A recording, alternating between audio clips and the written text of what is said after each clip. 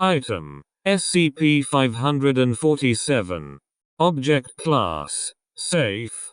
Special Containment Procedures. SCP-547 is to be stored inside a plain black envelope, which in turn is to be stored in the security deposit box located in Dr. S' office. No Foundation employee is to access SCP-547 without Dr. S' consent, and SCP-547 itself should only be handled by test subjects.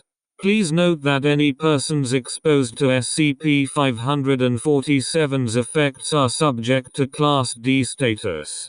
Description: SCP-547 is an off-white standard size business card, 85mm x 55mm. 4. A licensed hypnotherapist from UK. The front of the card is unremarkable and inert. On the reverse, the phrase "Jepens Donk" is written in black ballpoint pen. The modified side of SCP-547 is a cognitohazard and should be treated with the relevant precautions.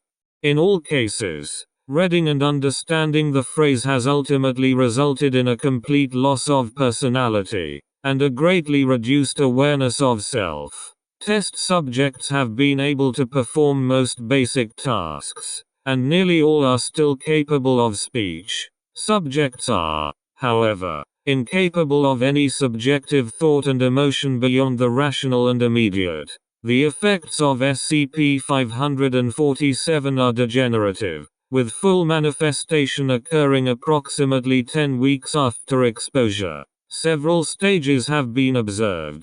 Exposure 1 week. No substantial change in personality. Subjects may occasionally forget personal details or answer to a name other than their own. 6 weeks. Subjects begin to show confusion as to their own identity and key facts regarding their lives. See Interview SCP-547-A for further details. 9 weeks. Subjects begin to regress towards final stage of infection. Mannerisms and turns of phrase associated with subject begin to disappear and speech begins to lack inflection and emotion.